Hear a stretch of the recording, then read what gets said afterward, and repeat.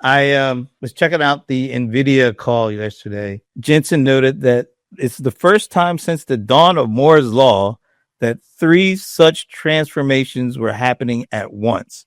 One was the transition to accelerated computing. The second one is the transition to generative AI. And the third one is the transition to agentic and physical AI.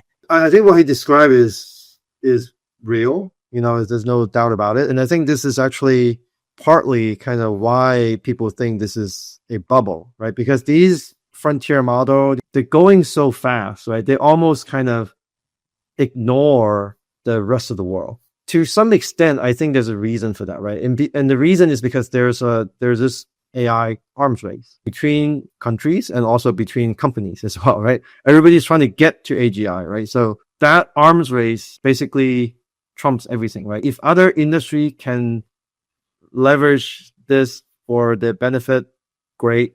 But if they can't, doesn't matter. That's not my goal. My goal is to win the AI race first, right? Take a look at it from, geopolitically. If you look at it in, like, say, I don't know, atomic bomb, right?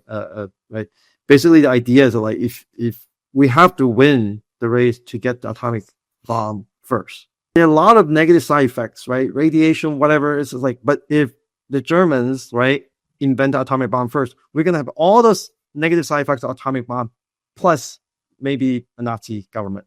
The negative side effect will be there. It's either going to be this negative side effect plus us, right, democracy, or the negative side effect plus a Nazi government. When you have an AI arms race, it's similar, right? There are lots of negative side effects. Let's win the race first, and then we can actually deal with the side effects, right? Whether the industry can follow or not, or benefit from it or not, right?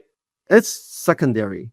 Right? If they can benefit, great. If they cannot, we deal with that later. Let's get to AGI first. I would say the economy almost doesn't make sense, right? Because it's not a typical kind of free market economy. It's almost like a wartime economy right now. I mean, a lot of things in wartime just doesn't make sense. It's not a free economy. You would just dump a lot of money in there just to win the war. Is there a bubble at the end of that? In World War II, there was no bubble. The New Deal actually created jobs a lot after the war ended, and the new, all the centralized control. It was actually a boom because all those jobs have been created and the economy had been geared up that way.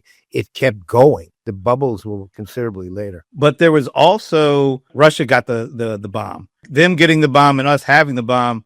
The Cold War broke out. Mutual destruction. Sure, mutual destruction. But there's more than one or two actors here. I mean, we were talking about countries, superpowers. Now we're talking about individual companies maybe working with a government, but with that same premise in mind. So how do you think this all turns out?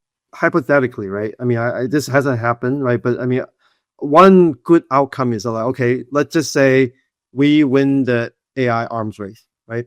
Against, say, China or probably they're the only contender now. Basically, we could just say, okay, let's just agree to sign some kind of AI regulation. I don't know what that would be, right? I mean, so obviously we all know that we need some kind of regulation for AI. This cannot go unchecked. It's also very hard to kind of have, a world kind of, I don't know, agency that regulate or govern this, right? Why would another country agree to do that with you? Historically, that never works because League of Nations, United Nations, the Hague Court, nobody pays attention to them. Only if the superpowers give it. Well, but it depends on the superpowers literally sending armed force. It's sad because reason doesn't govern geopolitics all that much. That said, to your point, Michael, let's just say the U.S. won the AI war. It's not even explicit necessarily.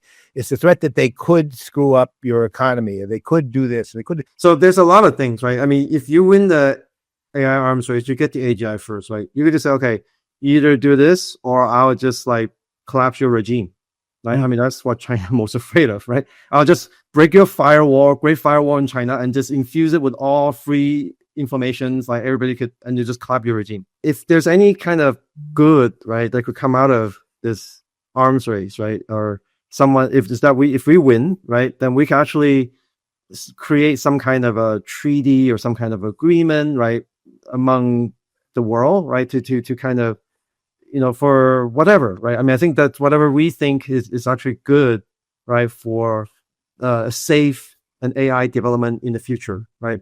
For not just us, but for everybody, for our planet, for our children, our future generations as well, right? So, but if we don't win that first, right? Then, yeah, we're going to have all the negative side effects of AGI, right? Plus a totalitarian government. If AGI becomes real, then AGI wins the war, right?